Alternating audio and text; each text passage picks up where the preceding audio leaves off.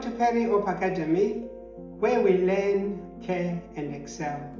Today we are discussing patient journey. That is, patient is coming from home and now he is into a hospital setting and is being admitted. At this point, the patient knows either one person or two people. One person being the surgeon who is going to do the operation, or secondly, might have already seen the anesthetist who is going to do this anesthetic side of things. And as the patient is being admitted, there is someone whom we call the named nurse. The named nurse is the one who is going to be the face of care as the patient is being admitted. The named nurse takes into consideration all the necessary paperwork which is so required by this patient to meet the operation needs. All the investigations that are in place and to ensure that the patient has met the optimum operating requirements for the day. In this case in particular, the patient has not had anything to eat or drink given the specified time they were given in the pre-operative phase, because this information is provided for in the pre-operative phase. The named nurse makes sure that before the patient goes down to the operating theater, has all the right attire, patient is modestly dressed, is not exposed unnecessarily, and has got the right fittings for them to walk if they were walking, and the named nurse ensures that what mode of transportation is needed. Is the patient going there walking, or if not, is there the right means of transportation? Is there an extra person needed to help in the transportation of this patient? Patient is going on a bed, you would need two people, of course. A patient is going on a trolley, you would need two people, of course. If the patient is going on a wheelchair, you would need one person, of course, in that order. Now, the patient is then taken down to the operating theater. The patient in this place now is met by the anesthetic practitioner.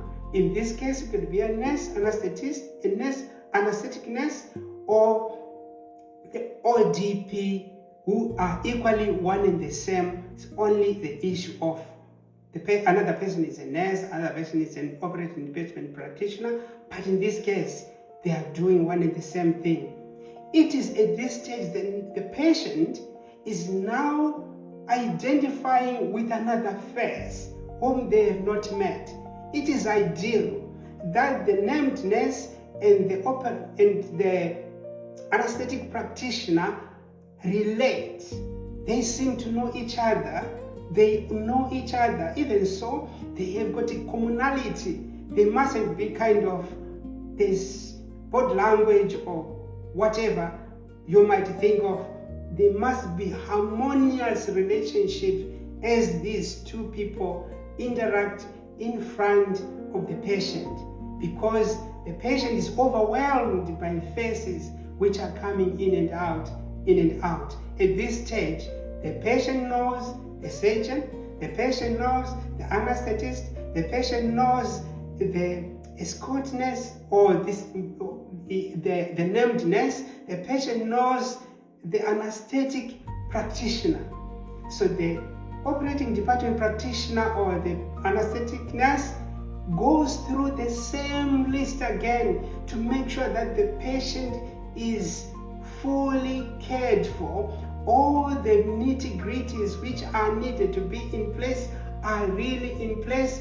Any questions, any markings, any consent signing, all these big issues have been met before the named nurse leaves. to go to the ward. That's why it is very important that the named nurse does not leave until the patient is anesthetized. Why? One, we talked of the paperwork. Two, we talked of the essentials which have to be counter-checked before the patient goes off to sleep. Three, because the patient still has to have this sense of total care. There are now these people who are in there. There's an anesthetist, there's an anesthetic person, and there's an empty person, and fourthly, there's the patient. Now the patient is now somehow kind of relaxed. There's this teamwork which is going on behind the scenes, and the patient seems to be and will be sort of reassured that things are flowing the nicest way ever possible. But lastly, why the named nurse has to stay is this. Once the patient is in the operating theater, the anesthetist is busy, the anesthetic practitioner is also busy.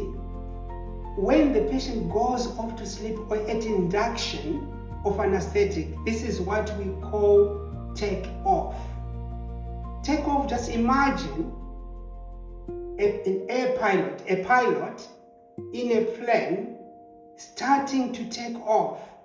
The passengers are on board. As the plane is taxiing, ready to take off, things can go wrong. Things can go. It is at this stage when the anesthetist is truly tuned to what is happening with the patient.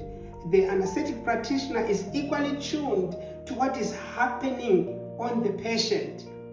The named nurse is the one hand free, is the free person who could assist.